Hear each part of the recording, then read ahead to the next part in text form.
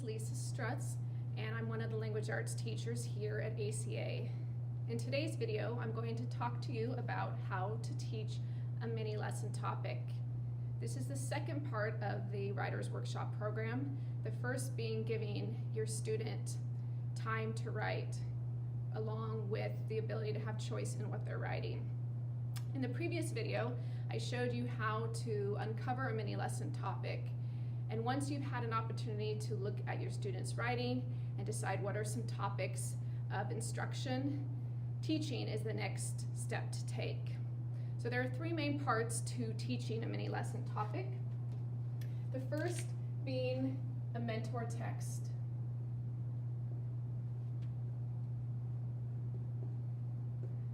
The second part is discussion, along with instruction.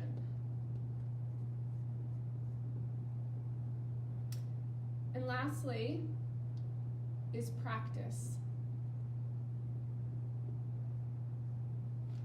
So a mentor text.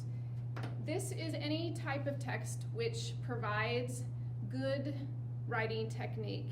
It should be a piece of text that is of good quality, that shows a student how to use the particular technique that you're teaching in a well-done manner. This can include a text that could be a short story, it could be a paragraph, it can be even just a sentence. Some of the mentor texts that I like to use specifically for those students in the younger grades are picture books. These are also very useful at some of the older grades as well, because there's a lot that's contained in a short amount of writing. The second piece, the discussion and the instruction, this is where I ask students as we're reading or while we're reading or after we're done reading a mentor text, what do they notice? What are things that come up for them as we're reading this piece of text? And sometimes this can be a variety of things, and eventually I try to direct it to back to where the focal point, I'd like the focal point to be, and that's where some of the instruction then takes place. But it's really important to allow the student to discover some of these well done things in the writing first before you just give them that particular information. And then lastly, we've got practice, and this is where the student gets to practice using this technique. The best way to approach this is to model it first and then allow the student to practice it either with you or on his or her own eventually. So what I'd like to do now is I'd like to take you through what a mini lesson on sensory details would look like. In the previous video, we uncovered a mini lesson topic around sensory details, where the two students both were not using enough details to really allow the reader to have a picture or experience along with the writer what was going on. So as I've mentioned before, I'm going to take you through these three different methods of a mini lesson topic. So here I have a picture book. As I mentioned before, I like to use picture books with my students because there's a lot in picture books in a short amount of writing. For today's purpose, I'm just going to read through a few pages of this picture book called Owl Moon by Jane Yolen. And the way that I came upon this book was just merely searching on the internet by typing in mentor texts that show sensory detail or books that have a lot of sensory detail. And I came up with a list of many different titles, and this is the one that I ended up choosing. So as I'm reading it, I'll ask students just to listen and notice whatever it is that they notice about the text. What are some things that maybe stand out to them? And then we'll discuss these things at the end.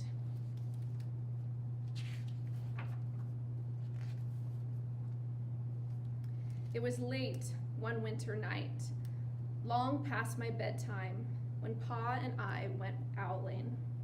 There was no wind. The trees stood still as giant statues, and the moon was so bright the sky seemed to shine. Somewhere behind us, a train whistle blew, long and low, like a sad, sad song. I could hear it through the woolen cap Pa had pullin' down over my ears. A farm dog answered the train, and then a second dog joined in.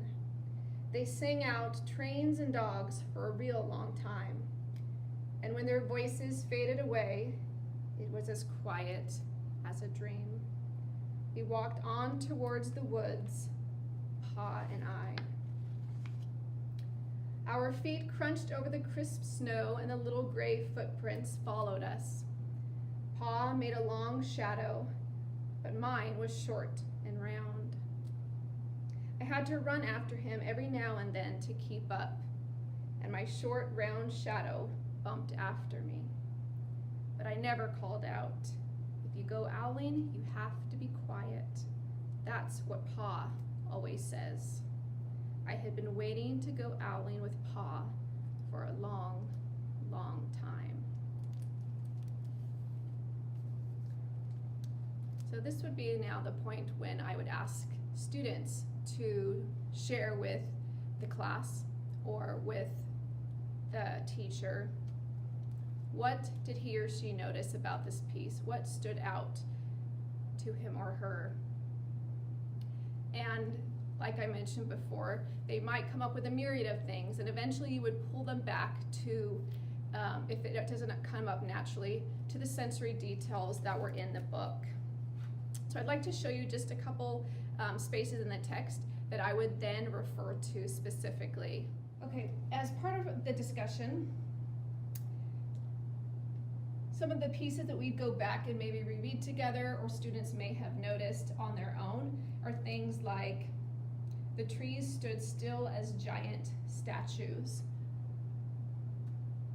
Okay, this would allow us to start talking about our senses and what this particular sense being sight.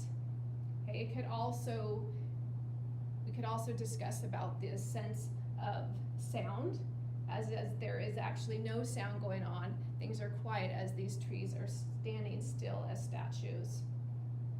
And then as we move to the end of the text on this page, we might talk about the sound of the train with its sad, sad song. Now that we've had a chance to discuss some of the things that we've noticed in the mentor text, Owl Moon, the next step would be for us to move into the instruction of the mini lesson.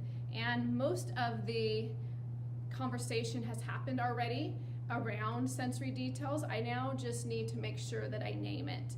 So as we are discussing what we notice, things may have come up like I showed you with the mentor text, things about the crunching or the whistle blowing or the cap over the head, and then we would identify that as sensory details, and that writers use sensory details in order to help the reader have a better understanding of what's going on in the writing, as well as be able to experience the story along with the writer. And then after we've had the opportunity to discuss and then for me to instruct about sensory details, we would then move on to the practice portion of the mini lesson, where now the students get to actually practice what it's like using sensory details. In order to practice sensory details, one of the activities that I like to use with students is to have them use their senses with a piece of candy. And so here I've got a Laffy Taffy, and what I would do is I would give this candy to my students, and we would first start with our sight senses. And so I would ask questions like, what do you see on this wrapper? What colors do you see? What shapes do you see? And trying to get the students to be as specific as possible. And then we would move through each of the other senses. So as we touch this wrapper, how does it feel? Okay, do you feel the edges? Can you feel the ridges on the end? Is it smooth? Is it hard? And then we would move on to the sound. So as I'm opening the wrapper to the candy, what are things that I hear? And then eventually, we would get to taste, and the student would put the candy in his or her mouth and would explore what the taste of this candy is like. It could be sour or sweet. We could look at texture. Is it soft? Is it hard? And then once again, we could also focus on our sense of touch as well. What does it feel like when it's inside our mouth? So this is an activity that you can use to explore sensory detail. There's also lots of other different activities that students can use to explore sensory detail instead of candy. One of the other activities I like to do is to have a bag of unidentified objects and have students reach in and try to explain what it is using their sense of touch, or to have them close their eyes and I will make a noise and them try to identify what the noises are that they hear, and then open their eyes and see if they were able to identify what that object is. So there's a lot of different ways to explore the sensory detail. One of the things that I like to use along with the activities is some sort of graphic organizer where the student can start writing down some of the senses or the details along with the senses. So I'd like to show that graphic organizer to you now. There's actually a couple versions, depending on the age of your student, that would be useful to use. So here is an example of one graphic organizer, which I think is useful for those students, younger students, where you've got the different senses pictured through symbols, and then underneath each of these you would just go ahead and have him or her write in the details. So if we go back to the candy activity, if they see the color purple, they would write purple down. If they hear rustling, it would go under the ear, and so forth. Another example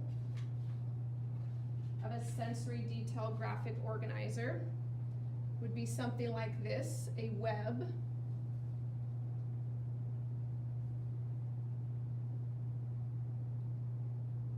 Okay, so in the middle there you could write Laffy Taffy, and then again the bubbles there are to help the student identify the different sensory details. And if you wanted to, you could then add, kind of have your main detail here, and then you could add even more specific details that would come from that particular bubble. So that wraps up our video for the day. To just recap what was learned today, we talked about how to teach a mini lesson topic through the use of mentor texts, which are good pieces of writing that students can use to explore different writing techniques. And then the idea of discussion using keywords or phrases like, what do you notice? What stood out to you, to start exploring what they noticed in the mentor text, as well as instruction that then helps the student to focus in on a particular technique you would like to teach them, like the sensory details we did today. And then last, having the students practice the technique by first having you model it for them, then do it together, and then eventually have the student practice it on his or her own. Until we meet again, happy writing.